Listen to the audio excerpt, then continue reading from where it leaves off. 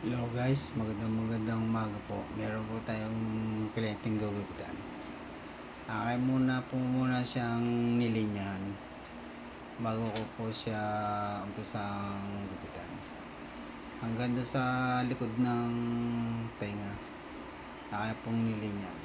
Pati na rin po sa batok, akin na rin po munang nilinyahan para alam ko saan po tayo mag-uumpisa.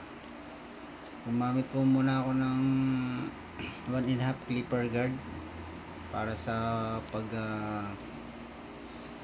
lalupid ng kanyang buhok hanggang doon sa likod ng batok.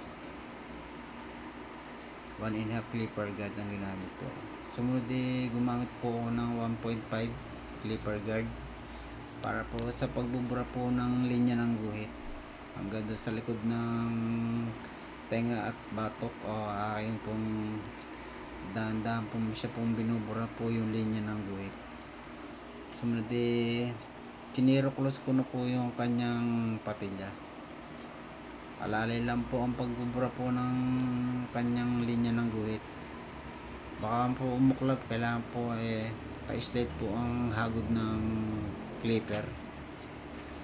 Hindi po pwedeng pasubsob, baka po umuklap lumalim po yung kanyang pagka clipper. Kailangan ang clipper ang gamit, ang hagod pa-slide po hanggang doon po sa likod ng batok.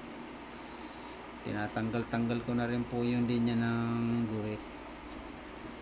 Sumunod gumamit na po ako ng trimmer. Dito na po magpifinishing pagbubura po ng linya ng guhit para mawala na po yung pinakang linya ng guhit.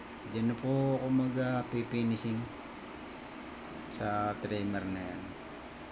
Sumunod binasabasa ko na para po bawas-bawasan ko ano po yung mga labis-labis, yung mga kantuhan yan. Tinanggal ko po yung medyo biglang kantuhan Tapos yung ibabaw niya, ang kanyang bangs, pinuputol lang na konti.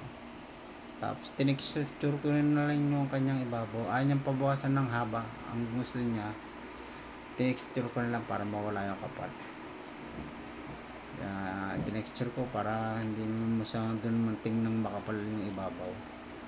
So yung likod ng batok, tinanggal ko na rin po yung kantuhan. At akit na rin po yung tinexture yung likod. Ayaw na rin ito pabawasan ng haba. Yan, inihitan ko na po. Nililinis ko na po yung mga balibong pusa. Ayan po, hanggang doon sa may likod ng tenga, tinanggal ko na rin yung mga balibong pusa. Hanggang doon sa may batok, tinanggal ko na rin pong kanyang balibong pusa.